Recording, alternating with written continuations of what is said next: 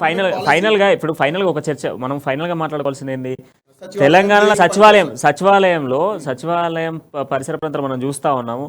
ఒకవైపు హుసేన్ సాగర్ హంగులు, మరోవైపు మనం చూస్తే అమరవీరుల స్తూపాలు, మరోవైపు చూస్తే డాక్టర్ బిఆర్ అంబేద్కర్ గారి విగ్రహం మనం చూస్తా ఉన్నాం. వీటన్నిటి నడుమ కూడా ఒక కొత్త ప్లేస్ అంటే హైదరాబాద్ అంటే చార్మినార్ అనేది చాలా ఫేమస్. ఇప్పుడు హైదరాబాద్ అంటే ఫస్ట్ అందరికి గుర్తొచ్చే చార్మినార్. అట్లాంటి చార్మినార్ ప్లేస్లోనూ చార్మినార్ని కూడా మైమర్పించే విధంగా తెలంగాణలో సచివాలయం నిర్మిస్తున్నామని చెప్పేసి అంటున్నారు. సో అది వాస్తవా గారు ఇక్కడ గ్రాండ్ గా సచివాలయం కట్టడం, 125 feet స్టాచ్యూ పెట్టడం, రెస్పెక్టెడ్ అంబేద్కర్ గారిది, హుసేన్ సాగర్ ని గొప్పగా చూపించడం అది గొప్పనా?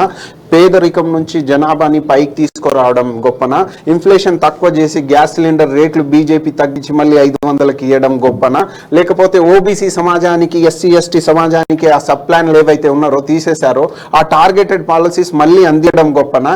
ఈ అంగరంగ వైభోగాలు ఎవరికన్నా ఇది మెట్రోపాలిటన్ లో ఉన్న మన హైదరాబాదీస్కే, అక్కడ ఎకనామికల్లీ వీకర్ సెక్షన్ ఎవరైనా చూస్తే హార్డ్లీ 30% ఉంటారు, కానీ ఊర్లలో ప్రతి ఒక్కరు ఎకనామికల్లీ వీకర్ సెక్షన్. అన్నగారు ఇక్కడ 1000 రూపాయలు సంపాదించడం గొప్ప కాదన్నా, ఇక్కడ 30 lakhs ఎంప్లాయ్మెంట్ లీకేజ్ అవుతుంది కదా. వాళ్ళందరూ పేద ప్రజలు, గ్రామం నుంచి వచ్చిన వాళ్ళు. అక్కడ ఈ వర్ణదేవుడు కూడా వాళ్ళకి సహకరిస్తలేదు. దుస్థితిలో గవర్నమెంట్ ఆదుకోవాలా లేక పబ్లిక్ పాలసీ డిజైన్ చేసి ఎమ్మెల్యేలే డబ్బులు తింటున్నారు అంటే అది ఎంత దరిద్రపు మాట. అంటే ఈ చిత్తశుద్ధి కలగాలి. ఇప్పుడు కొత్త సెక్రటేరియట్ ప్రజానికానికి, తెలంగాణ సమాజానికి 100% యూస్ఫుల్ అవుతుందన్న నమ్మకం అయితే ప్రజానికానికి లేదన్న.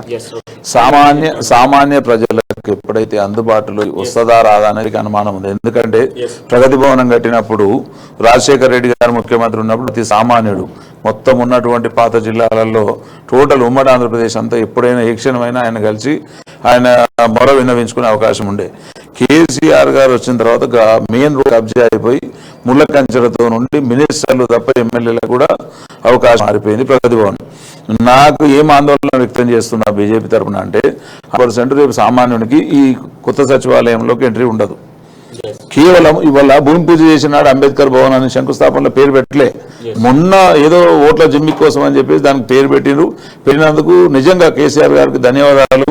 అంబేద్కర్ గారిపై నిలబెడతారు. కానీ ఆ పేరు అంబేద్కర్ అనే అందరి వాడు సచివాలయానికి కూడా అందరు వస్తేనే అది ఆ పేరు సార్థకత అవుద్ది.